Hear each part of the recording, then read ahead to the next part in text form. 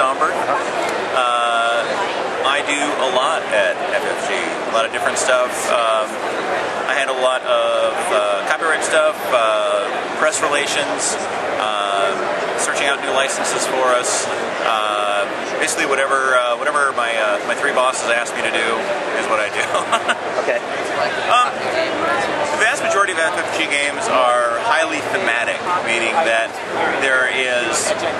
it's not abstract. You're doing something for a reason. Middle-earth Quest, you're going on a quest that takes place during the events in Lord of the Rings.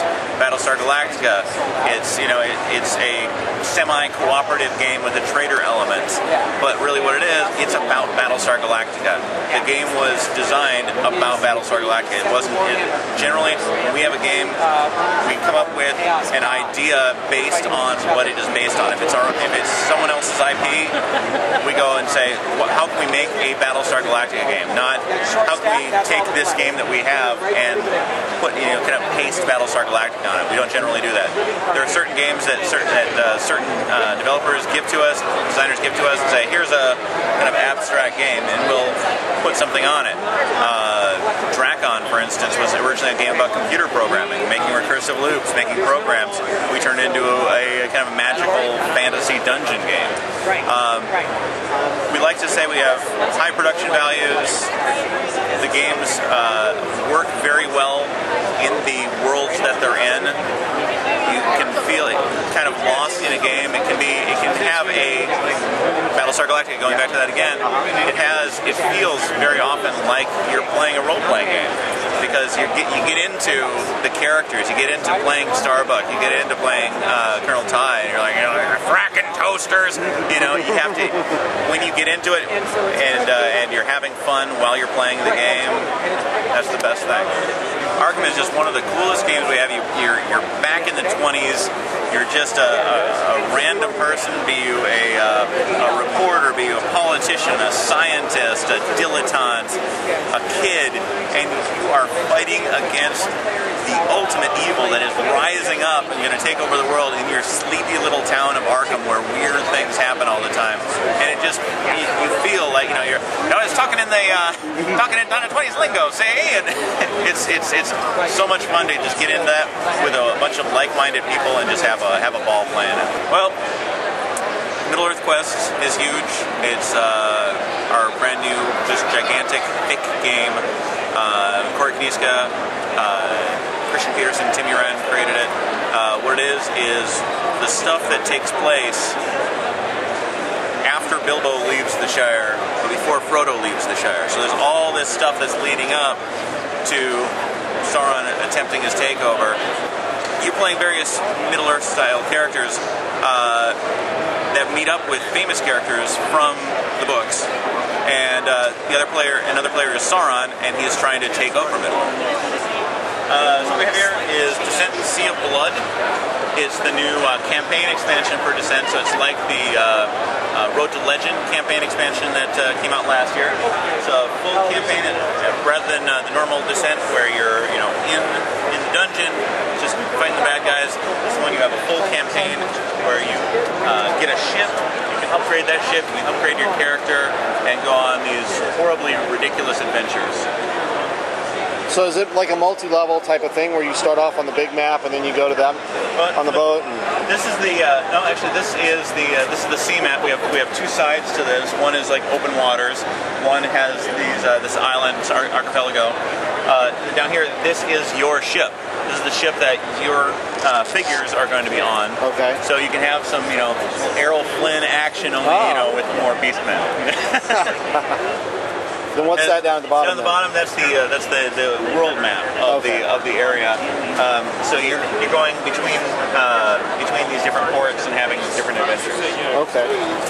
And in addition, we just launched Rogue Trader RPG, the Battlestar Galactica Pegasus expansion. Both of those have sold out.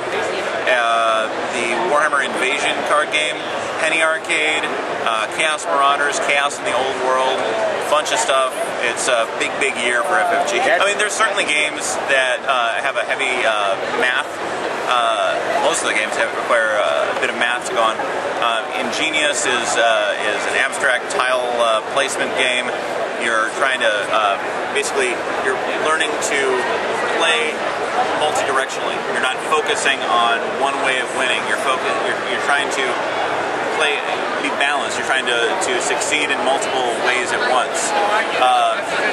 Rattlesnake is all about magnetism, and I know she's been playing Rattlesnake. She loves it. But it's a fun little quick game where you're able to just to place tiles. You learn about magnetism. It's a lot of fun. Cooperation, like in Arkham Horror, it's you against the game. It's not, you're not playing against other players. You are trying to beat the game. You are trying to get your best party of investigators together and work together using your skills and your friends' skills to beat up the bad guys. I mean, we've had a longer line than we've ever had before. When we first opened yesterday, the line was down past that booth, good halfway to the door, and it was just really cool. We eventually, when we put Rogue Trader on sale, we put Warhammer Invasion on sale, the lines were all the way around the booth, and we've been doing really well. It's really cool. One of the coolest things we see every year is when we go back to the hotel. We stay at a hotel a couple blocks from here, and we go back there and see people that are playing games that they just bought that afternoon from our booth. They're out in the lobby, they're having a beer, and they're just playing. Oh, look, I'm playing Battlestar Galactica. Or oh, look, I'm playing Starcraft. Just awesome games that they just picked up, and they just get back. And we come up to them and they see our shirts and like, this rules question, or this is really cool, or blah, blah, blah. And it's just neat to have that immediate interaction with people that play your games, as opposed to normally when we send stuff out to the distribution arm and then to the store, unless you happen to stop by a store or stop by somebody's game club or a game convention, you don't necessarily get that same reaction, so like immediate reaction to something that you and your friends that you work with have worked really hard on. It's the biggest. I mean, you have to say it's the biggest convention that's focused on gaming in North America. In Europe, you have Essen. In North America, you have GenCon, and it's just a bunch of people that play a bunch of different games, or that are interested in gaming and are interested in the various subcultures surrounding gaming, getting together and having a big party. And it's always a lot of fun to see what everybody's been else in the industry's been working on, and what people are just interested in. Oh, this year there was a guy, and I haven't seen him since like early yesterday. But he had a biker scout costume, like a Star Wars Imperial biker scout, but he had a speeder bike between his legs, so he had fake legs around it, and he was walking along underneath. That was the neatest thing. He had the full speeder bike.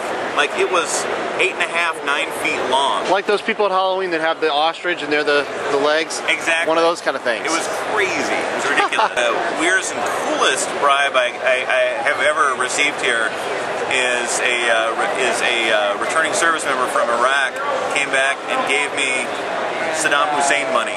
I'm just coming back. I got this cool thing. I was like, you know what? Take this, and I went back and I bought a game out of my own money for him, because that's just neat. The guy comes back, what's he worried about getting to GenCon?